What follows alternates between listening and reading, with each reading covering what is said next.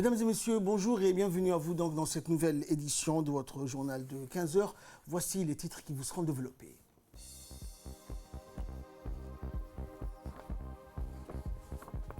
Signature aujourd'hui de convention entre le ministre de la Santé et la représentante de l'UNICEF à Djibouti. Également dans l'actualité sportive, Ligue des Champions, Dortmund renverse le Paris Saint-Germain, l'Atlético surprend Liverpool. Bonjour à tous.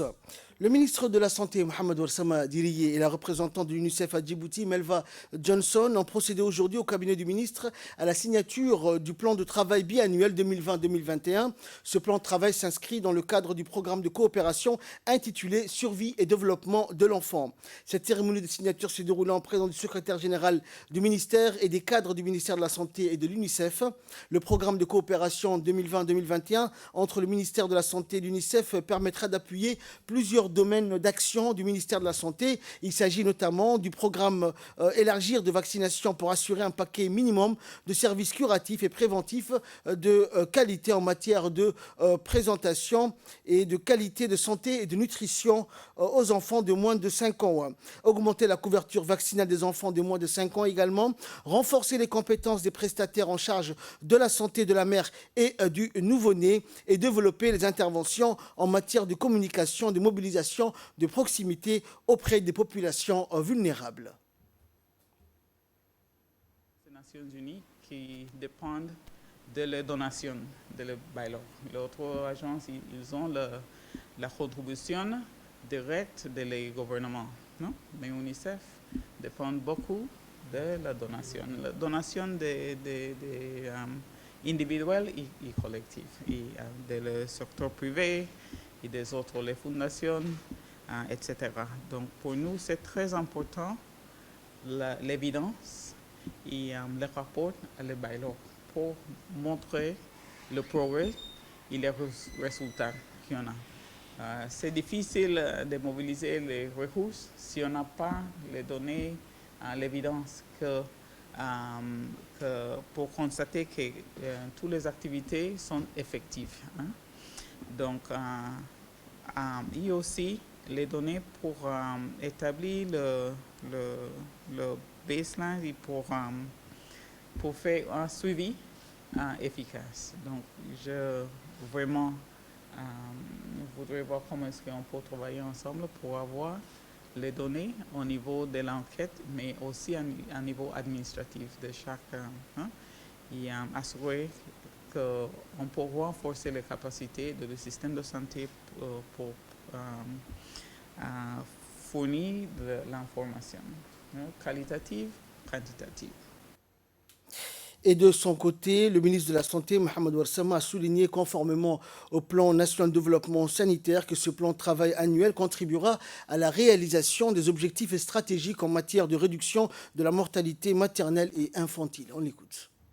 Représentant de l'UNICEF à Djibouti, nous venons de procéder à la signature de documents de coopération pour les activités opérationnelles entre le ministère de la Santé et l'UNICEF. Il s'agit du plan de travail biannuel 2020-2021 venant en appui aux activités de la santé de la mère et de l'enfant avec une dotation de 3 839 200 $, soit l'équivalent de 679 538 400 francs Djibouti. Ce nouveau plan annuel, qui est conforme à la politique nationale en matière de santé, le PNDS 2020-2024, contribuera sans nul doute à la réalisation des objectifs stratégiques en matière de réduction de la mortalité maternelle et infantile. Pour clore mes messages, je tiens à exprimer toute ma gratitude au nom du gouvernement et du peuple djiboutien pour cet appui financier au volet de la santé de la mère et de l'enfant et de me réjouir de l'excellente coopération qui existe depuis toujours entre nos deux institutions, qui est le ministère de la Santé et l'UNICEF. Et je vous en remercie, madame. Également dans l'actualité, le président de la région somalienne du Puntland, Saïd Abdullahi Deni, à la tête d'une importante délégation, est arrivé hier à Djibouti pour une visite de travail de 48 heures. La délégation conduite par le président puntlandais a effectué ce matin une visite des grandes infrastructures du pays. En commençant par la société de gestion du terminal d'Oralé, la SGTD, ils furent accueillis par le directeur général qui leur a brièvement donné des informations sur le transbordement, le chargement et le déchargement de la SGTD. La délégation conduite par le président de la région somalienne du Puntland, Saïd Abdullahi, a fait un tour de la nouvelle zone franche internationale et ils ont pu voir donc les entrepôts, les hangars et les autres parties. Par la suite, le président de la région somalienne du Puntland, toujours accompagné de sa délégation, a poursuivi sa visite aux infrastructures portuaires du DMP d'Oralé. La visite de la délégation fut également la Djibouti Free Trade Zone, la zone franche internationale de Djibouti. La délégation a été accueillie par les responsables de cette zone franche. La visite s'est effectuée sous les explications du directeur commercial et des autres responsables des différents départements de la nouvelle zone franche internationale de Djibouti. À cette occasion, le chef du département marketing de l'APZFD, de l'autorité des ports et des zones franches, a fait une présentation sur le projet d'infrastructure à venir en cours de laquelle les hôtes ont posé des questions. Au cours de cette rencontre hautement importante, la délégation a montré un fort intérêt pour le port sec dont les ports de Djibouti disposent car il facilite le commerce, le offshore fueling qui est le ravitaillement en mer mais aussi le terminal à conteneurs. La visite de ces délégations de la région Puntland de la nouvelle zone franche consistait à explorer les potentialités des infrastructures névralgiques de l'économie nationale en vue de renforcer les échanges et la coopération avec notre pays. Introduite à Djibouti par notre ambassadeur à Mogadiscio, la délégation a visionné un documentaire sur les opportunités et les potentialités de cette gigantesque zone franche de notre pays.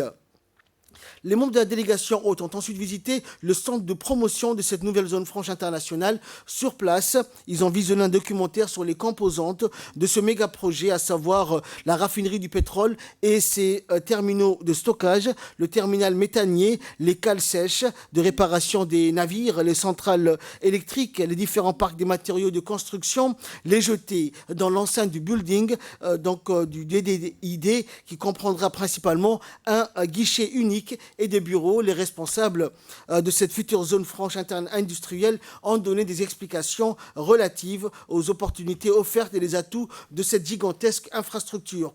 La visite de ces délégations somaliennes à Djibouti, notamment dans le chantier en construction du Djibouti Damerjog International Development, consistait à explorer les potentialités économiques de nos infrastructures névralgiques et le savoir-faire de Djibouti. Le président de la région de Puntland et sa délégation ont enfin effectué des immersions successives au sein des différentes infrastructures de la société Djibouti Telecom pour prendre connaissance des technologies mises en œuvre, des visites qui ont conduit le président Deni et sa délégation dans les locaux de la station d'atterrissement des câbles sous-marins de télécommunications et du centre des données ou data center en anglais situé à Haramous. Sur place, ils ont été accueillis par le ministre de la Communication, Radouane Abdullahi Badon, et le directeur général de Djibouti Telecom, Mohamed Assoui Bouh. Rappelons que l'opérateur national des télécommunications a fait sien le choix de créer une activité de transit de capacité et de données à l'international. L'offre de services cible les opérateurs de la région. Elle conforte Djibouti Telecom dans sa vocation de hub régional de télécommunications. Et dans une interview accordée à la presse, le président de la région somalienne du Puntland, Saïd Abdullahi Deni, a mis en exergue le souhait de sa région de partager le modèle économique de Djibouti. Je vois que l'expérience de Djibouti en ce qui concerne la zone de libre-échange international est un très bon modèle que beaucoup d'entre nous dans la Corne peuvent apprendre et partager, a-t-il ajouté. Sous la supervision de la secrétaire générale du secrétariat d'État à la jeunesse et au sport, Khadiga Ibrahim Idriss, le directeur du département sport, Abshir Ali, a rencontré ce matin dans la salle de réunion du ministère plusieurs fédérations sportives djiboutiennes dans le cadre d'une cérémonie de signature de conventions et de remise partielle de subventions annuelles. Outre les hauts responsables du secrétariat d'État, étaient présents les présidents de la Fédération de natation, de sport de boule, de tennis de table, de handball, de cyclisme, de judo et de kung fu wushu. Le directeur du sport a indiqué que le département ministériel de la jeunesse et des sports a voulu prioriser dans l'attribution des subventions les fédérations ayant fait preuve d'intégrité, d'assiduité et de ponctualité sur la formation, ainsi que l'organisation de la saison sportive telle que le championnat national. D'avoir apporté son appui à la Fédération djiboutienne de natation et aussi bien à notre fédération qu'aux autres fédérations, en nous appuyant dans nos activités. Ceci était très attendu et aujourd'hui, nous allons pouvoir travailler dans de bonnes conditions. Suite au constat du marché du travail de l'existence des infractions sur la régularité des travailleurs étrangers et le non-respect de certaines dispositions relatives au contrat des travailleurs, le ministre du Travail chargé de la réforme de l'administration à travers les administrations du marché du travail, en l'occurrence l'inspection générale du travail et les lois sociales et l'ANEFIP, a décidé de lancer une série de contrôles d'irrégularité sur tous les chauffeurs de véhicules de toute catégorie.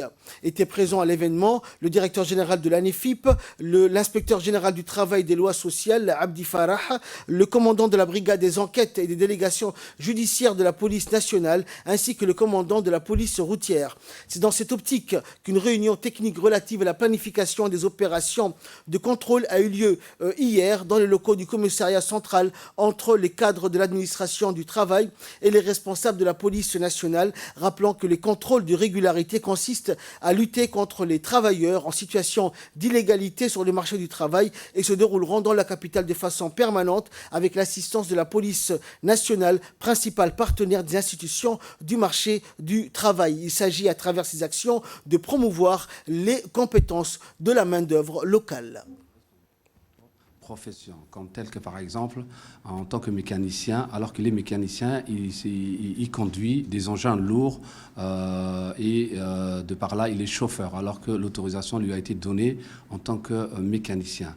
Donc nous avons demandé l'appui de la police nationale qui nous a été accordé par les autorités de la police nationale qu'on remercie ici, afin qu'ils puissent nous appuyer et sur le terrain, parce que c'est eux qui sont sur le terrain, et l'inspection du travail pour qu'ils puissent travailler derrière et faire respecter les lois et les réglementations en vigueur en République de Djibouti. Nous allons porter notre travail sur d'autres secteurs, pas que sur le secteur des chauffeurs routiers, mais sur les autres secteurs, les vendeurs, les magasiniers, toute personne étrangère qui travaille sur le territoire national et qui est habilitée à disposer d'une autorisation de travail afin d'avoir un titre de séjour. Écoutons à présent les propos du commandant de la brigade des enquêtes et des délégations judiciaires de la police nationale, Abdelkarim Mohamed Assoui.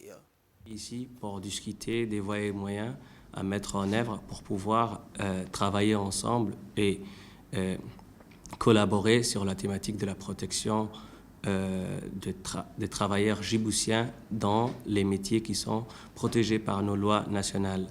La réunion d'aujourd'hui a porté d'abord sur la mise en place d'un mécanisme de travail entre les différentes agences et pour ce qui est de la police nationale, les instructions émanant de la haute hiérarchie de la police étaient de donner main forte à ces deux départements du ministère de l'Emploi pour que à la fois les contrôles de routiers qui étaient faits déjà par la brigade de la circulation routière au quotidien prennent en considération cette stratégie du ministère de l'Emploi et qui vise à protéger des métiers tels que le métier de chauffeur pour les nationaux. Donc, et nous savons déjà que la brigade de la circulation routière a un maillage territorial impressionnant dans ce sens où ils sont présents dans tous les carrefours, dans toutes les artères et dans toutes les intersections et points d'entrée de la ville de Djibouti et la commune de Balbala. C'est la raison pour laquelle le lieutenant de la brigade de la circulation routière est ici aujourd'hui avec nous. Il a non seulement bénéficié des présentations qui ont été faites par les deux directeurs de l'ANEFIP et de l'inspection de travail qui nous ont fait part de volonté et surtout de la politique du ministère de l'Emploi qui vise à protéger ces métiers. donc dès aujourd'hui, sans tarder, la police nationale a commencé à ajouter dans les contrôles qu'elle faisait déjà au quotidien, que ce soit les autorisations de séjour, l'autorisation de travail, en ajoutant en fait les nouveaux critères qui nous ont été communiqués par les responsables ici présents pour que nous combattons ensemble l'exercice illégal du métier de chauffeur. Toujours en nouvelles du pays, le médiateur de la République, Dr Kassim Essar Osman, a entamé une tournée d'information et de sensibilisation dans les régions de l'intérieur pour informer les populations locales de la mise en place d'un comité regroupant le médiateur de la République, le préfet de la région, le président du conseil régional, ainsi que les élus de la région pour collecter, traiter et solutionner les doléances des administrés. Le médiateur de la République a débuté sa tournée par la région d'Ali Sabieh. Le médiateur a été reçu par le préfet et les élus locaux ainsi que les notables de la région. Les doléances avec la population locale ont été très fructueuses et riches en réclamations qui ont toutes trouvé des réponses concrètes.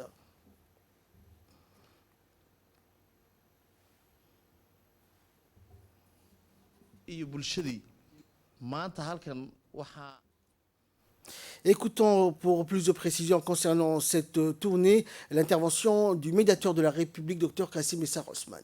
Notre réunion, c'est de s'unir notre force pour que le problème de la population d'Ali Sabieh puisse être traité sur place.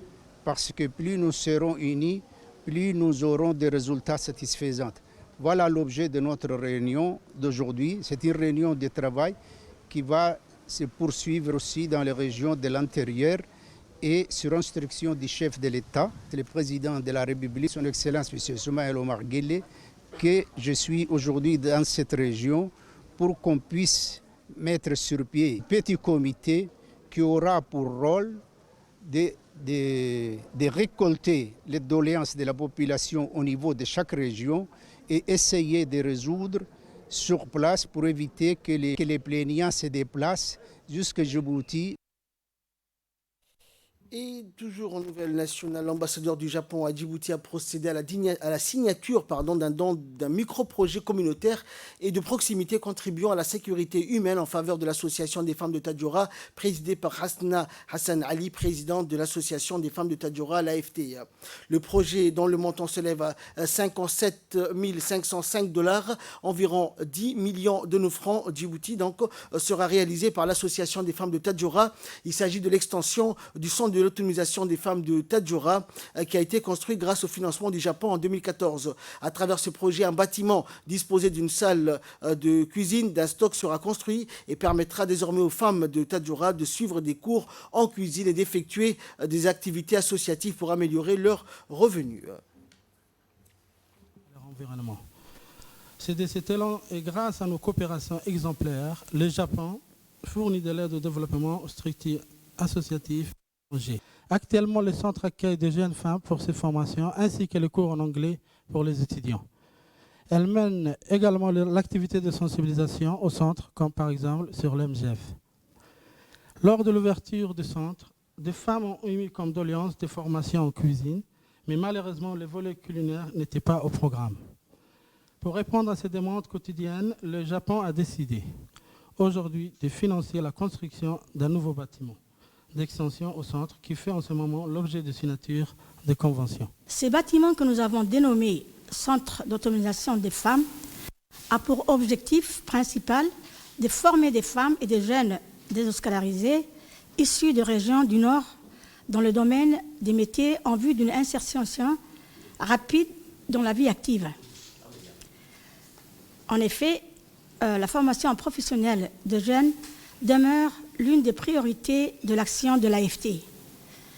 Ainsi, depuis l'ouverture de ce centre en 2014, plus d'une centaine de filles y sont sorties en inculquant des formations adaptées et diversifiées qui les rendent autonomes en termes de besoins économiques. Elles sont sur le marché du travail. Écoutons à présent l'intervention de l'ambassadeur du Japon à Djibouti, M. Koji Yonetani. Je me réjouis que notre ambassade puisse contribuer à l'autonomisation des femmes et à l'accessibilité aux opportunités d'emploi.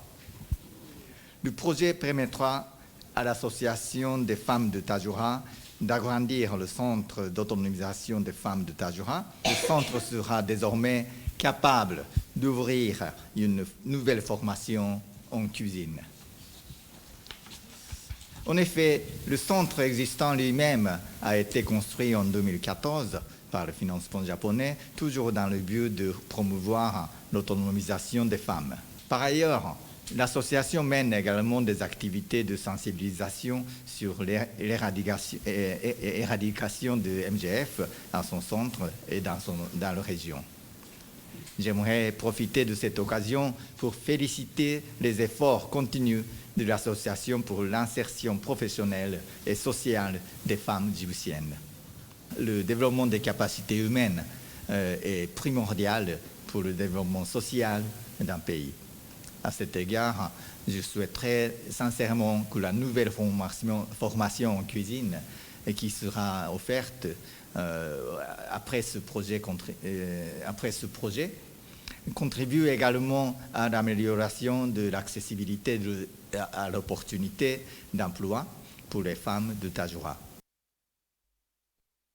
L'Agence nationale des personnes handicapées, la NPH, poursuit donc ses opérations d'enregistrement biométrique des personnes handicapées à Djibouti en partenariat avec le ministère de la Santé. Cette fois-ci, l'agence s'est rendue donc au sein du 3e arrondissement afin d'enregistrer les personnes à besoins spéciaux. Le lancement de ces opérations ont été fait le 12 février dernier par le directeur général de la NPH et en présence de la maire de la ville de Djibouti. L'objectif de cet enregistrement donc est de mettre à jour les données à caractère socio-démographique des personnes handicapés et aussi les données à caractère médical des personnes handicapées qui identifieront en même temps la situation de la personne handicapée, donc la typologie d'handicap, également le degré d'handicap, la possibilité de prise en charge par un organisme socio-médical et le type d'accompagnement possible adapté à ses besoins. Et enfin, pour clore l'actualité nationale, direction Obok, où le préfet de la région, Abdelmalik Mohamed Benoïta, poursuit ses tournées donc, dans le cadre de la politique du gouvernement qui consiste à rapprocher l'administration des administrés. Cette fois-ci, la tournée du préfet l'a menée donc dans plusieurs localités, notamment les localités de Adodaba, Felilis et Idlissola. Dans son déplacement, le préfet était accompagné du sous-préfet, donc du chef de corps de l'armée installé donc à Obok, du commandant de la brigade et de l'équipe mobile du centre médico-hospitalier d'Obok. Les populations locales ont réservé un accueil digne au préfet et à sa délégation. Le préfet, Abdelmalik, a visité les zones d'activité des communautés dans ces localités respectives, à savoir les jardins communautaires, et constaté les autres infrastructures existantes de ces 3 villages. Ensuite, il a eu des échanges constructive et approfondie avec toutes ces communautés dans lesquelles les représentants communautaires ont fait part de leurs doléances. Et ce déplacement a été aussi l'occasion pour le préfet de distribuer des cartes d'identité établies récemment aux intéressés. E-sport, donc actualité internationale pour clore cette édition. Nous allons parler de la Ligue des Champions. Dortmund a renversé le Paris Saint-Germain et l'Atlético a surpris Liverpool en 8e de finale. Allez, de la Ligue des Champions, le Paris Saint-Germain a subi une frustrante défaite sur la pelouse de Borussia Dortmund qui a profité de l'excellente forme de sa pépite norvégienne Erling Haaland, auteur d'un doublé pour matérialiser un retentissant succès 2-1. Au-delà de la défaite forcément rageante pour le coach allemand Thomas Tuchel et ses hommes, le score final n'est toutefois pas rédhibitoire pour le Paris Saint-Germain. Et dans l'autre rencontre de la soirée, l'Atlético Madrid s'est imposé sur le plus petit des écarts face à Liverpool. Le club espagnol débutait donc la rencontre en boulet de canon et ouvrait le score sur sa première occasion. Et ce soir donc, 2 autres rencontres sont au programme. Tottenham reçoit Leipzig et Valence seront à l'Atalanta. C'est tout pour cette édition. Merci à vous de l'avoir suivi. Excellente journée sur Télé Djibouti.